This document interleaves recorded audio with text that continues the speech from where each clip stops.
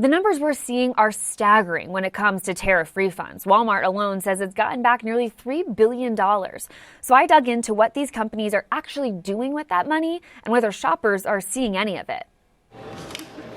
Big businesses are getting big refunds. Part of a massive payout after the government collected an estimated $166 billion under tariffs that the Supreme Court ultimately struck down. So far, Walmart raking in the most, $2.9 billion.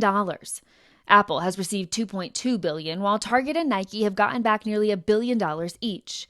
Consumers footed a lot of that bill, the Tax Foundation estimating tariffs cost the average household about $1,000 over the last year.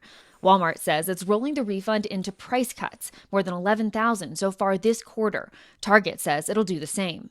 If you paid those tariffs last summer buying a swimming pool at Walmart, and now they lower the prices of either that item or a different item that someone else then benefits from purchasing, you're not really getting that money back in that sense. FedEx and UPS are going further, actually sending refund checks directly to the customers who paid the tariffs.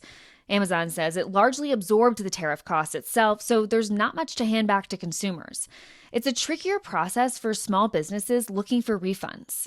They basically loaned all of their working capital to the government for the past year. Sara Albrecht with the Liberty Justice Center, which has challenged the Trump administration's sweeping tariffs in court, says even with the refunds, small businesses may never be made whole. There's so many opportunities costs that came along with this.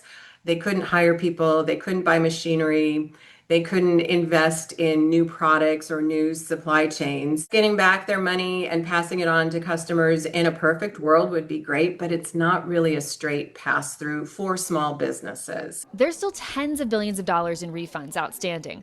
But for now, how much money you as a shopper may see depends on which businesses you've shopped with.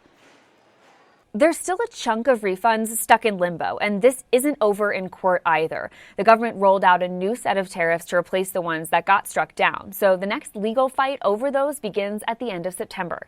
Maura Barrett, Scripps News Group.